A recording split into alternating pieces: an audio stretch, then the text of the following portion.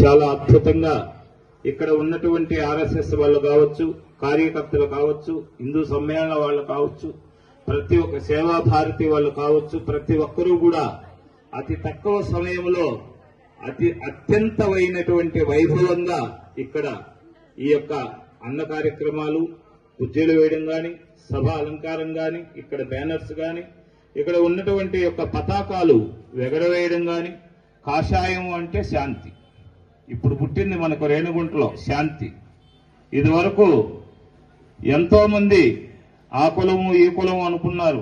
ఇక మీదటంతా కూడా ఇంటి లోపల గడప లోపల కులాన్ని పెట్టుకోండి, గడప బయట వస్తే మనం అందరము కూడా హిందువులము, హిందువు అనేటటువంటి బంధువులము అనేటటువంటి నినాదాన్ని మీరు ప్రతి ఒక్కరూ కూడా ఈ యొక్క విషయాన్ని గుర్తు చేసుకొని నన్ను ఈ హిందూ సమ్మేళన కార్యక్రమాలకి పరిచయం చేసినటువంటి ముఖ్యమైనటువంటి వ్యక్తి మన విజయ్ గారు. వినోద్ గారిని నేను హృదయపూర్వకంగా ఆశీర్వచనం చేస్తున్నాను.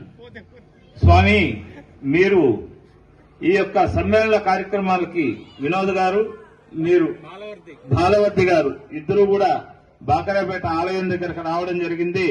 మీరు మీ మండలంలో ఎప్పుడు పెడతారు అంటే ఏదో వాళ్ళే వెళ్ళారు, చూసుకొని వచ్చారు, ఇచ్చేశారు. కానీ మాకు పేరు ప్రఖ్యాతలు అవసరం లేదు. మేము లోపల ఉన్నటువంటి యొక్క సూర్యుని యొక్క తేజస్సు వలె పనిచేస్తూ ఉంటామే గాని సూర్యుని కాంతి మాదిరి భూమండలం మీద పడము అన్నటువంటి నినాదాన్ని నాకు చెప్పడం జరిగింది. కాబట్టి వీరి ఇద్దరికి కూడా నా హృదయపూర్వకంగా ఆశీర్వచనం చేస్తూ ఉన్నాను. నేను ఈ రోజు ఈ స్థాయిలో ఈ సభల్లో పాల్గొనడానికి ముఖ్యమైనటువంటి వ్యక్తులు వాళ్ళు ఎవరండి? బాలవర్తి గారు, వినోద్ గారు. వీళ్ళు అవునండి, మిమ్మల్ని మీకు పరిచయం చేపించారు కదా స్వామి. స్వామి ఎక్కడున్నా స్వామిని పరిచయం చేసినటువంటి వ్యక్తుల్లో 2000కి మధ్యలో నేనున్నాను, తిష్ట వేసి కూర్చున్నాను. కాబట్టి నాకన్నా గొప్పగా ఉన్నటువంటి యొక్క స్థానం ఎవరికీ లేదు అనింది. ఐశ్వర్యాన్ని అనుభవిస్తున్నాను అని చూపుడు వేలు చెప్పింది. మరి చిటికిన వేలు ఏం చెప్పిందంటే నాదేముంది లే, నేను పొట్టి వేలు, మీకు అందరికన్నా నేను పొట్టిగా ఉంటాను కాబట్టి నాదేముంది అనింది.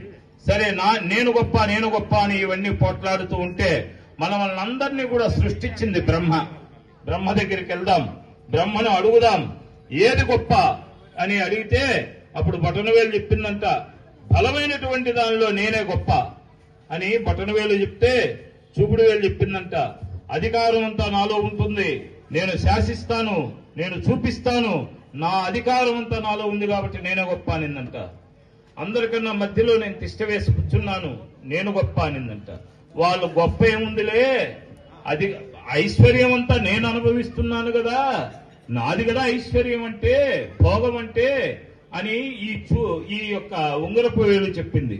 మరి బ్రహ్మడిగాడు, మరి నీకు ఏమీ లేదా అన్నాడు చిటికిన వేలుని. ఎందుకు లేదు స్వామి, ఎవరికి నమస్కారం చేయాలన్నా నేనే ముందుంటా, ఏ భగవంతుడికి నమస్కరించాలన్నా నేనే ముందుంటా, నాకన్నా వీళ్ళు అందరూ వెనకాలుండేవాళ్లే, నేను గొప్ప అనుకుంటారు.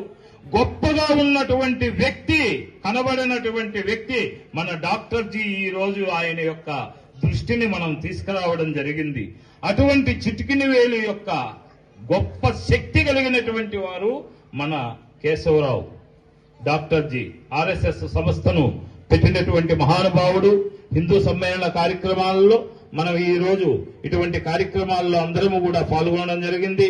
ఆ భగవంతుడు సర్వావస్థ సర్వకాలమనందని అందరికీ కూడా శక్తిని, బుద్ధిని, ఆయుష్ను, ఆరోగ్యమును, మనోధైర్యాన్ని ప్రసాదించి ముందుకు నడిపించవలసిందిగా కోరుకుంటూ ఈ యొక్క సభను ఇంతటితో విరమించుకుంటున్నాను.